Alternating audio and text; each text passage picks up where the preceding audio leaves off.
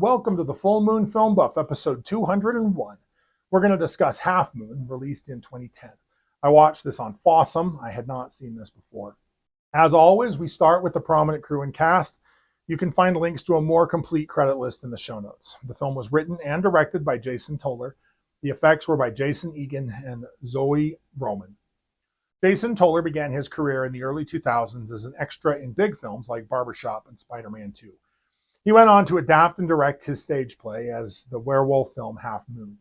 He continues to write, direct, produce, and act in his own projects. His filmography includes titles such as Crack House of the Dead, The Wrong Sarah, Kill Plan, Pleasure, Dark Deeds, Amityville Cop, and Boiling Point. This is one of Jason Egan's few credits. Zoe Roman likewise has a very short credit list. This is not a big cast. It includes Tori Black as Rose, Merrick Witowsik as Jacob, and Tori D. Sutton as Kevin. Tori Black is an adult film actress. I will trust the sources that I found that say she is widely regarded as one of the most accomplished and influential figures in the adult entertainment industry. Black entered that industry in 2007. She has made limited attempts at mainstream acting, appearing in films such as Half Moon and LA Slasher as the TV show Ray Donovan. Merrick Witowsik was born in Prague and moved to the US, where he began his acting career in the late 2000s. In addition to acting, Witowsik has written and directed several independent projects. Tori Sutton has 6 acting credits between 2009 and 2012. There's only one moment when this film comes alive, and I will talk about that in detail later. Unfortunately, the rest is basically just two people talking in a hotel room for nearly an hour, and most of that is every bit as dull as it sounds. I just can't recommend this. Now, this was apparently based on a stage play also written by Jason Toller. I imagine it would work a lot better on the stage. So let's go over the synopsis. Before the credits even roll, we see a man clean up a crime scene, leaving a nude dead woman behind. A pimp prepares his girls for their night's work. A security guard finds a dead homeless man with his throat ripped out. A down-on-her-luck prostitute named Rose meets a trick in an out-of-the-way hotel, who seems like the perfect guy. After sex, she steps into the bathroom and finds a suspicious bag filled with tranquilizers, handcuffs, duct tape, ropes, and a gun. She suspects that he is a serial killer. She tranks the John, ties him up, and calls her pimp to help rob the man and perhaps kill him. Unfortunately for the hooker and her pimp, it turns out he's a werewolf in town to get the final treatment he needs to cure his condition. When they do not let him free in time, he wolfs out, kills the pimp, and bites Rose before running off into the night. The film ends with the doctor treating Rose and spelling out the challenging road that lies ahead of her.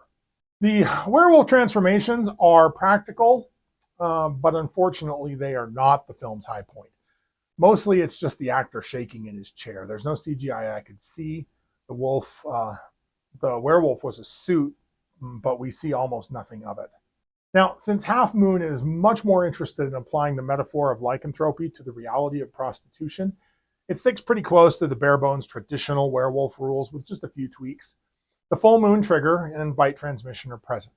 Certain drugs, such as tranquilizers, pain medications, and depressants, can offer partial control or even delay the symptoms. Silver is never mentioned as a weakness. Pack dynamics are also absent. This is a cursed lone wolf story.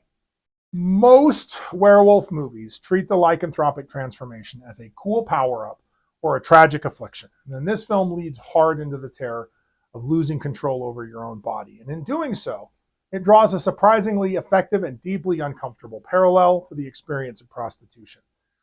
At the center of the story is Jacob, whose lycanthropy is not a gift or a manageable curse. It's a violent, involuntary rebellion of his own body. The transformations are dictated entirely by the full moon, an external force he cannot negotiate with.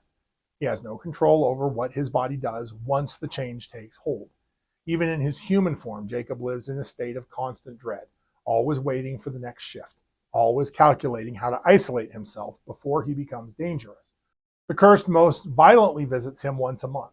It also haunts his entire life the other 27 days. The film draws a direct parallel between Jacob's curse and the reality of prostitution through Rose, whose life mirrors Jacob's entrapment in a body that no longer feels like her own. Forced into survival sex work by economic desperation and a Violently controlling pimp, Rose finds her body routinely claimed by others on someone else's terms. Just as Jacob has no power to refuse the moon, Rose has little realistic ability to refuse a client or her pimp when her survival hangs in the balance. In one of the film's most unflinching scenes, she recounts how certain clients take pleasure in inflicting pain, and how even her attempts to set boundaries are routinely ignored or overridden. Both characters are caught in cycles in which their bodies have become tools or commodities, rather than things that truly belong to them. Both involve enduring something degrading while pretending to maintain their composure. Both carry heavy shame, not because they're weak, but because shame is one of the primary ways people in powerless situations are kept in place. Jacob tries to manage his curse through isolation and routines. Rose tries to survive hers through psychological distancing and carefully negotiated rules that she just can't enforce. The film never romanticizes either experience. There is no primal freedom in Jacob's beast form, and there is no hooker with a heart of gold redemption for Rose. Their suffering is mundane, repetitive, and undignified. Half Moon also offers no cheap catharsis or easy escape.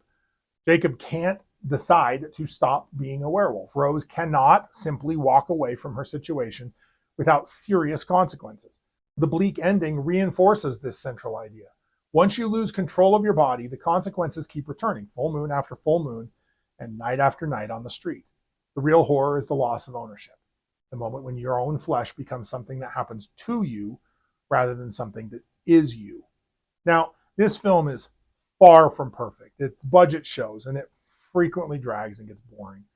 I don't think its best moment is worth sitting through the rest of it to get to, but it is at that moment raw and truthful and pretty powerful. The deep existential dread of inhabiting a body that no longer feels like it belongs to you. Few things are more terrifying than realizing that your own skin has become your cage and that the lock is on the outside.